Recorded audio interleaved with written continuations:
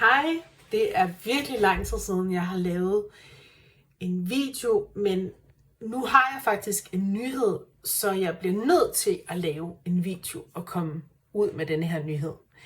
Admin Help skifter firmanavn og kommer fremadrettet til at hedde Sales Help.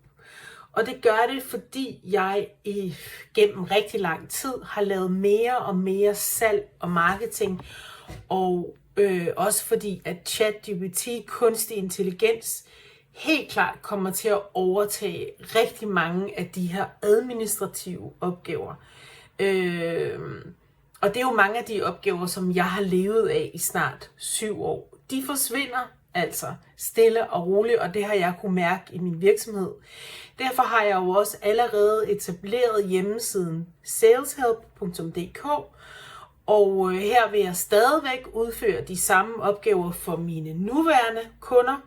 Og så håber jeg faktisk at få mange nye kunder ind, som godt kunne bruge freelance hjælp til mødebooking, til content, til marketingsopgaver. Alt hvad der egentlig har med salg og marketing at gøre. I forbindelse med det her, så vil jeg også sætte mit domænenavn Admin Help til salg.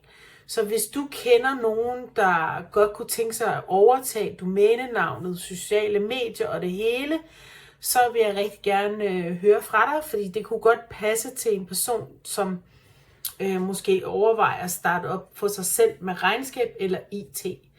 Så kontakt mig. Udover det, så sker der også noget nyt, fordi jeg flytter også til sommer.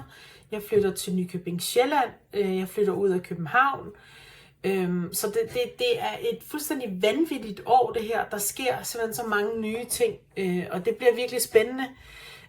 Jeg vil selvfølgelig også prøve at se, om der er nogle lokale virksomheder deroppe, som jeg kan have et samarbejde med. Så det var den rigtig store nyhed. Rigtig god sommer derude.